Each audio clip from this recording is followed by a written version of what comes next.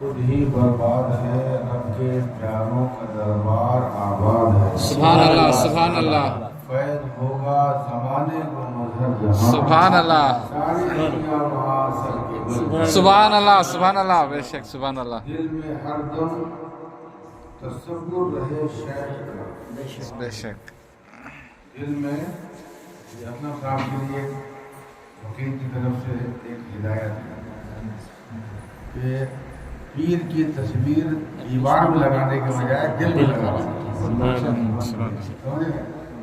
پیرو مرشد کی تصویر دیواروں میں اور الماریوں میں رکھنے کے بجائے اگر ان کی تصویر اپنے دل و دماغ میں آپ اتار لیں تو آپ کا کام ہو جائے گا۔ سبحان اللہ، سبحان اللہ، اسی طرف حضرت نے اشارہ بھی کیا ہے، میں اپنی طرف سے نہیں کہتا ہوں، پیرو مرشد کا فرماتے ہیں دل میں ہر دم تصور رہے شیخ کا۔ سبحان اللہ، تصور کا مطلب خیال، اور خیال کس طرح کریں گے؟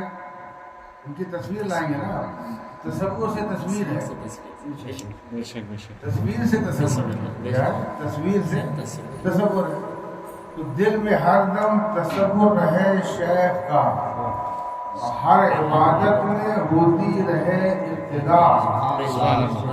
جب یہ ہوگا کہ ہر مرتبہ ہر حال میں آپ کو بس یہ کوشش ہوگی کہ ہمارے دل و دماغ میں تصور شیخ رہے، پیر کا خیال رہے، ان کی ابتدا رہے۔ حضرت فرماتے جب تم ایسا کرو گے، ان کو فالو بھی کرو گے تو ساتھ ہی ساتھ ان کے تصور کو بھی اپنے ذہن و دماغ میں اتارو گے، اس کا فائدہ کیا ہوگا؟ اس کا فائدہ آگے بتا رہے ہیں، دل میں ہر دم تصور رہے شیخ کا، ہر عبادت میں ہوتی رہے ابتدا، پھر اپنی صورت بھی پھر ایک دن دیکھنا، اپنی صورت بھی پھر ایک دن دیکھنا، اپنے مرشد کے سانچے میں ڈلنا۔ سبحان اللہ، سبحان اللہ، تو اگر آپ چاہتے ہیں کہ آپ اپنے پیر و مرشد ہی کے سانچے میں ڈھل جائیں تو ایک آسان نسخہ حضرت نے بتا دیا، تو اور کچھ کرنے کی ضرورت نہیں ہے، بس ایک ایک چیز کو سنتے جاؤ اور اس پر عمل کرنے کی کوشش کرو، ذہن و دماغ میں ان کا تصور دل میں جماتے جاؤ۔ ایک دن آئے گا کہ دنیا جب آپ کو دیکھے گی تو آپ کو دیکھ کے آپ کے پیر کو یاد کرے گی۔ سبحان اللہ، سبحان اللہ، آپ کو یاد نہ کرانا پڑے بلکہ آپ کا اپنا کریکٹر، آپ کا اپنا آپ کی سیرت، آپ کا اپنا کردار یہ خود بتائے کہ یہ کس کا مرید ہے۔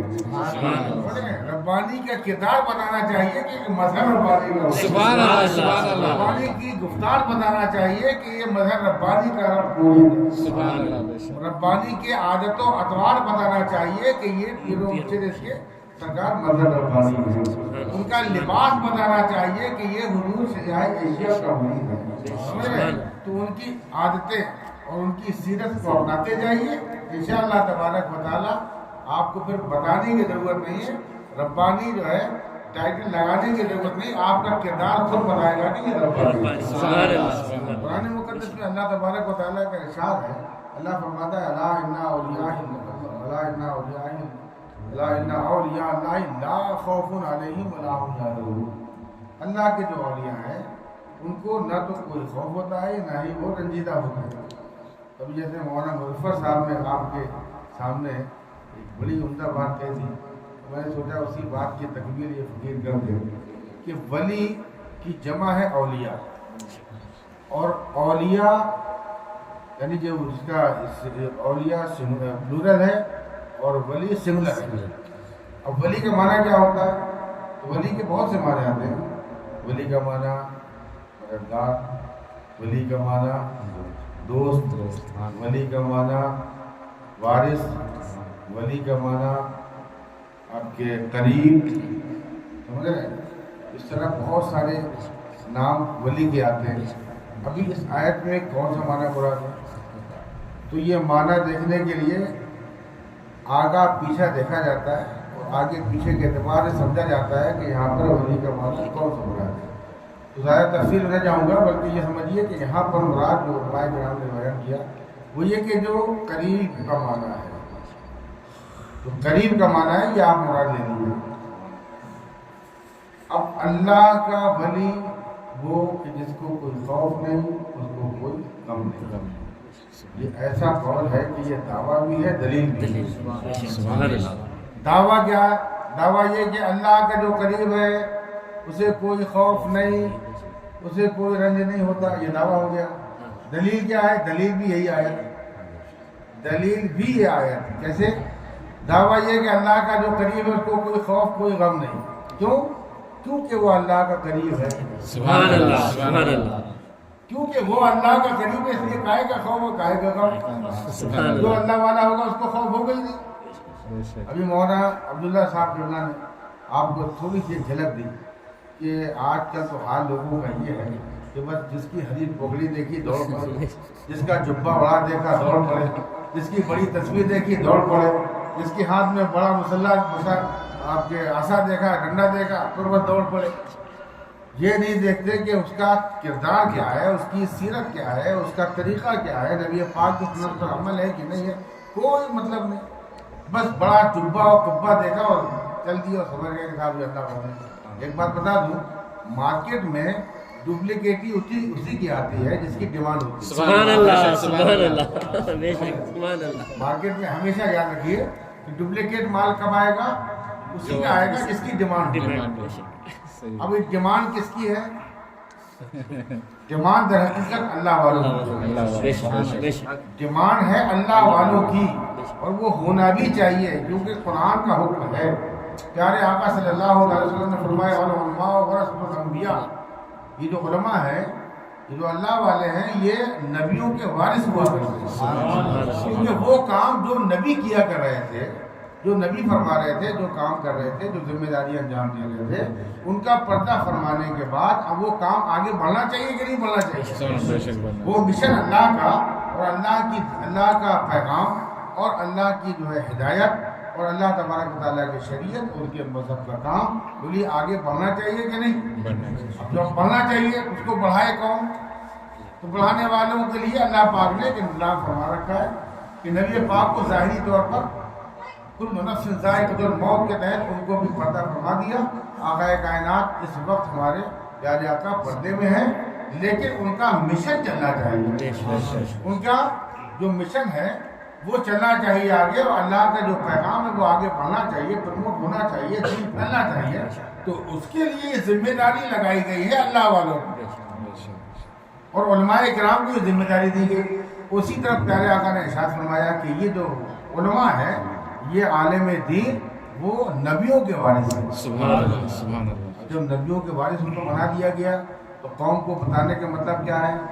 ادھر یہ بھی کہا گیا کہ جو اللہ والے ہیں، جو علماء ہیں، یہ نبیوں کے وارث ہوتے ہیں، اور ادھر قرآن پاک میں اللہ نے فرمایا یا ایھا الذین آمنوا کونوا مع الصادقین، اے ایمان والوں سچوں کے ساتھ رہو۔ سبحان اللہ۔ یہ بھی فرمان الہی، سچوں کے ساتھ رہنے کا آرڈر اللہ تبارک و تعالیٰ نے دیا۔ بے شک ادھر آرڈر دیا، ادھر اللہ نے دنیا میں کچھ بندوں کو سچے بنا کے بھیج دیا، سبحان اللہ۔ ان کو ولی بنا دیا۔ ادھر ولی بنانے والا بھی وہ پاک بے نیاز ہے، ادھر بندوں کو ولیوں سے قریب کرنے والا بھی وہی پروردگار ہے، تو اسی کا کرم ہے۔ اب اس نے یہ انتظام فرمایا تو اب ہم آپ کے لیے لازم ہو گیا، ضروری ہو گیا کہ ہم کو چاہیے کہ ہم جو ہے اچھوں کی صحبت اختیار کریں، اللہ والوں کی صحبت اختیار کریں۔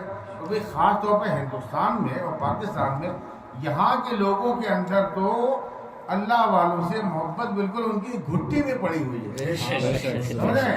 بغیر اللہ والوں کی صحبت اختیار کیے، ان کا دامن تھامے، ان کی گزر بسر ہو ہی نہیں سکتی۔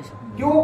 کیونکہ وہ ہندوستانی مسلمان جو ہیں، جو پاکستانی مسلمان ہیں، وہ جانتے ہیں کہ ہمارے اوپر اگر احسان ہے سب سے بڑا تو وہ احسان ہے ہمارے اوپر نبی پاک کے صدقے میں اللہ والوں کا۔ آپ ہی بتائیے ہندوستان میں کتنے نبی آئے؟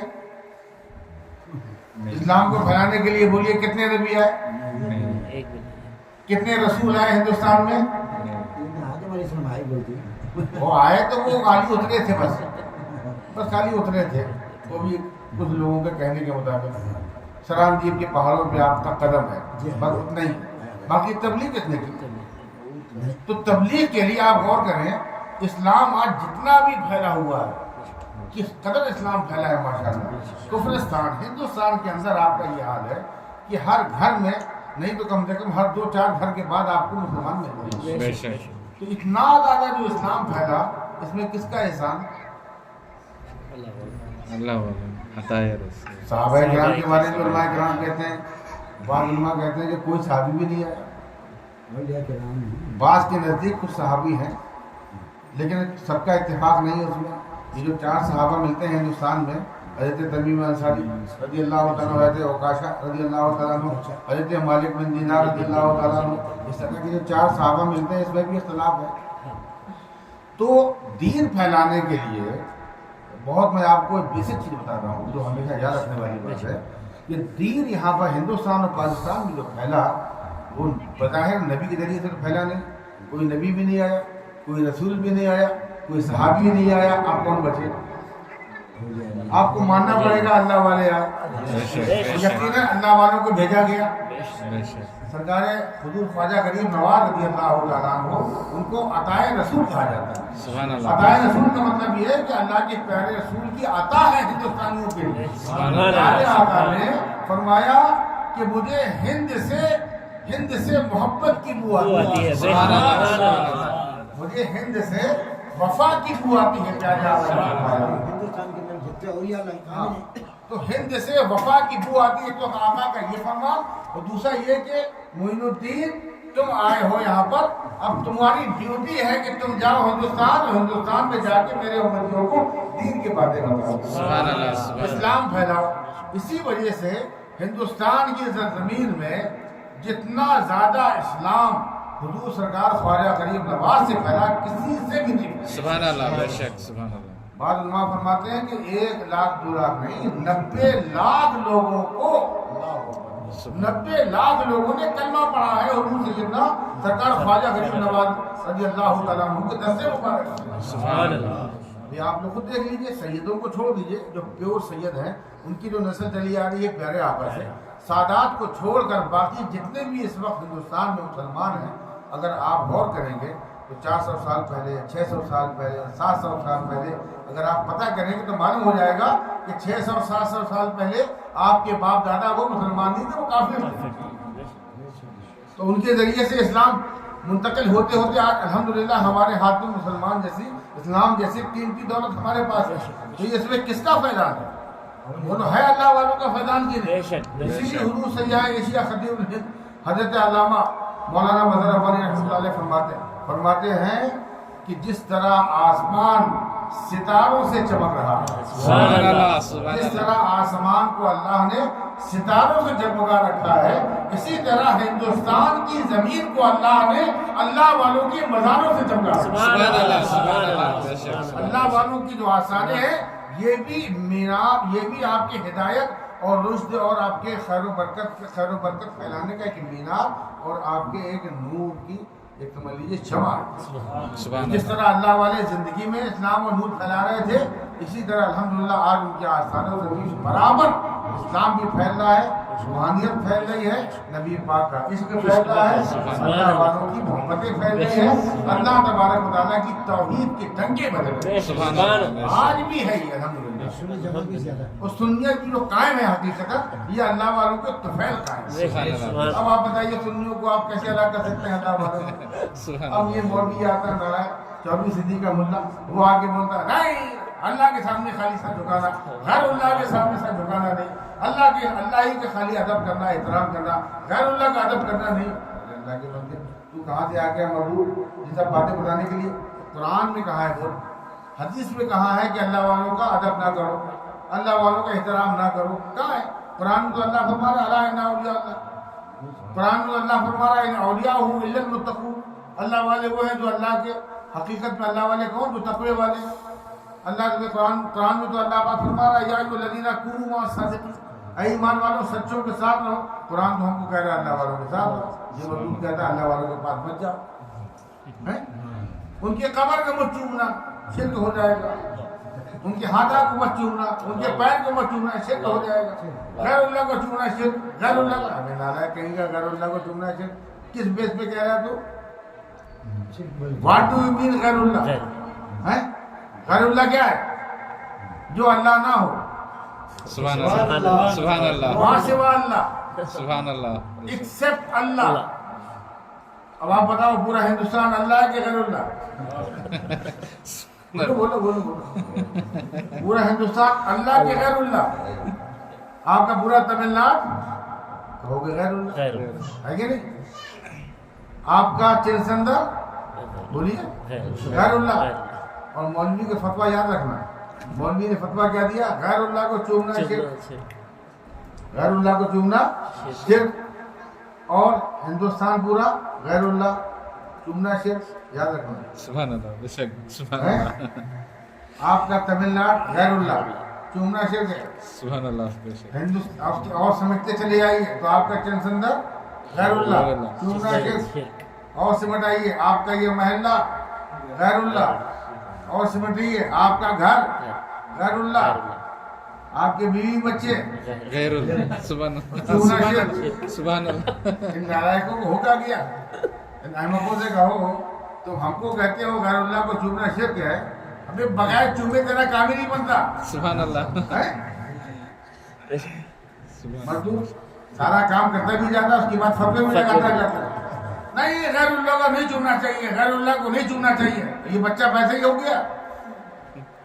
میں تو یہ کہوں گا پہلے یہ شرک ہوتا ہے، اس کے بعد بچے ہوتے ہیں. سبحان اللہ، رات بھر تبلیغ کرے گا، اجتماعوں میں تبلیغ کرے گا، بیانوں میں تبلیغ کرے گا، مولوی عوام میں بتائے گا غیر اللہ کو چومنا شرک، غیر اللہ کو چومنا شرک. رات میں تقریر کی، رات میں آیا 2 بجے، اس کے بعد پڑھ کے سو گیا.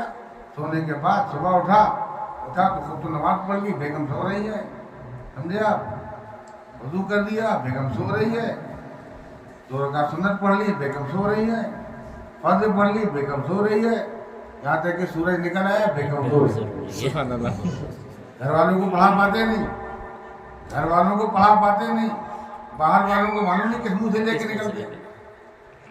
اب صاحب ادھر نکلنے کا ارادہ کیا، بچہ رونے لگا. ایک مثال ہے، بچہ رو رہا ہے. اب بچے نے جب چیخا چلایا تو بیگم اٹھی. اب جب بیگم اٹھی تو بیگم بھی وہ کیا تھی، وہ بم تھی. غصے میں جلال میں آئی، کہا کہ بچہ رو رہا ہے، سنبھالتے نہیں بنتا. اس نے کہا نہیں چائے پلاؤ. کہا چائے پینا تو پہلے بچے کو سنبھال، پہلے بچے کو چپ کرا پھر چائے بناؤں گی. پتہ چلا مولوی صاحب کا حال یہ ہے کہ غیر کو تو چھوڑو، گھر والوں کو نماز پڑھا پاتے نہیں، معلوم نہیں کس منہ سے باہر نکلتے ہیں. جو گستاخی رسول ہوگا، جو نبی کا ادب نہیں کرے گا، احترام نہیں کرے گا، اس کی گھر میں ویلیو کیا ہوگی؟ سبحان اللہ، بے شک اس کی گھر میں کیا ویلیو ہوگی؟ اب آپ دیکھو نا کہ باہر والوں کو نبی سے دور کرنے میں لگا ہے مردود، اور نبی کا ادب کرنے سے روکتا ہے. اس کا حشر دیکھو کیا ہے کہ خود اس کی بیوی ادب نہیں کر رہی، سبحان اللہ، اس کے خود کے بچے ادب نہیں کر رہے ہیں. اب عورت کہتی ہے پہلے بچے کو سنبھال، چپ کرا، پھر میں چائے پلاؤں گی. اب مولوی صاحب نے دیکھا کہ بغیر چپ کرائے چائے ملے گی نہیں، اٹھایا بچے کو لیا، باہر نکلے. اب اس کے بعد وہ بچہ گائے کو چپ ہو رہا ہے، وہاں چیخ رہا ہے، چلا رہا ہے، رو رہا ہے، بچہ چپ ہونے کا نام نہیں لیتا. اب یہ مولوی صاحب گئے، آگے جا کے چوراہے پہ دکان میں گئے، دکان سے ایک پارلے جی کے بسکٹ لیا، پاکٹ پھاڑا، ایک بسکٹ بچے کے منہ میں ٹھوسا، اور جیسے ہی بچے کے منہ میں گیا تو وہ بچہ جو ابھی رو رہا تھا، جس کی وجہ سے چہرے میں لالی تھی، جیسے ہی وہ بسکٹ اس کے منہ میں گیا اور وہ بسکٹ جب کھلا تو بچے کو چین سکون ملا. تو وہ جو چہرے میں ہریالی تھی، جو لالی تھی، وہ لالی ہریالی میں بدل گئی اور بچہ روتے روتے مسکرانے لگا. اور جیسے ہی بچہ مسکرایا تو وہ مولوی اس کے باپ تھا، تو باپ کی شفقت جوش میں آئی، فوراً اس نے بچے کو اپنے گلے سے لگایا اور لگا کہ یہ گال چوما، وہ گال چوما، اور ابھی ٹھڈی چوم رہا تھا اور ایک سنی دیکھ رہا تھا. سبحان اللہ، سبحان اللہ، وہ ٹھڈی چوم رہا تھا کہ ایک سنی دیکھ رہا تھا. اس نے کہا مولوی صاحب کل رات بھر شرک، گھر اللہ کو چومنا شرک، گھر اللہ کو چومنا شرک، اور رات سے ابھی چند گھنٹے ہوئے ہیں، 6 گھنٹے بھی تو اپنے آپ کو روک نہیں پایا. سبحان اللہ، رات بھر شرک بولتا، آج خود ہی عمل کرتا. یہ شرک کیا جائز ہے؟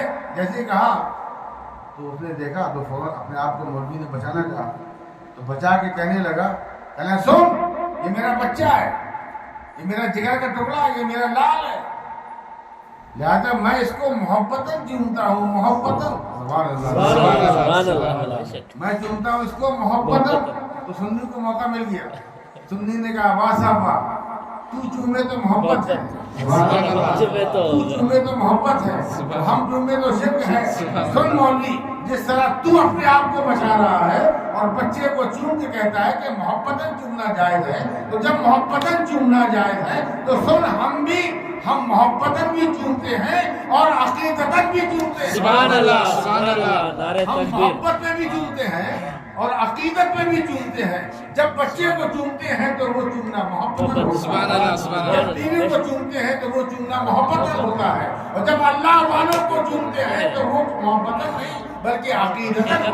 سبحان اللہ، سبحان اللہ، علماء کو چومنا، ان کے ہاتھ کو چومنا، ان کے پیر کو چومنا، یہ سب کے سب عقیدت ہے، اور گھر والوں کو چومنا محبت ہے، نہ یہ شرک ہے نہ وہ شرک۔ سبحان اللہ، سبحان اللہ، سبحان اللہ، دوسری لفظ میں اس نے مولوی نے کہا کہ سن، غیر اللہ کو ہم اس لیے چومتے ہیں، سبحان اللہ، غیر اللہ کو اس لیے چومتے ہیں کہ تاکہ تجھے معلوم ہو جائے کہ یہ خدا نہیں ہے۔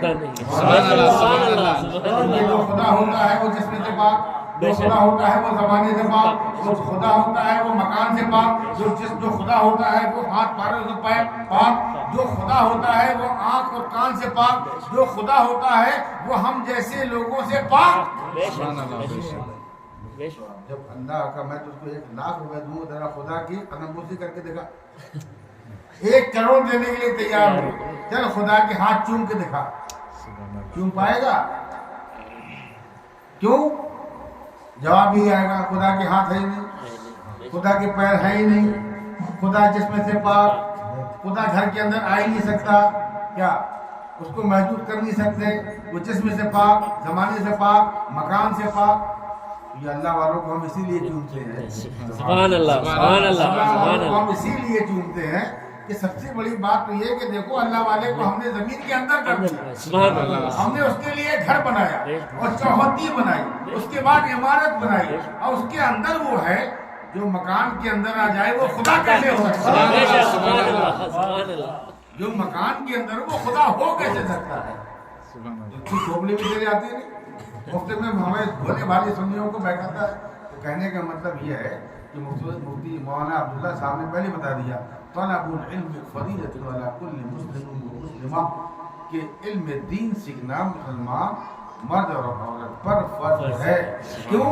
علم ہوگا تو آپ بہکنے سے بچ جائیں گے، سبحان اللہ، بے شک۔ علم ہوگا تو اپنے ایمان کی اصلاح کر پائیں گے، علم ہوگا تو اپنے عقیدے کی حفاظت کر پائیں گے، علم ہوگا تو اپنے گھر والوں کو سدھار پائیں گے۔ علم دین اگر ہوگا تو اپنے آپ کو بھی سدھاریں گے، اپنے ماحول کو بھی سدھاریں گے، اپنے گھر والوں کو بھی سدھاریں گے۔ جب علم ہی نہیں ہوگا تو کیا ہوگا؟ کوئی بھی آئے گا کچھ بھی کہہ کے چلا جائے گا، آپ کی بات علم ہے نہیں، جو جیسا کہے کہ ویسا مانتے چلے گا۔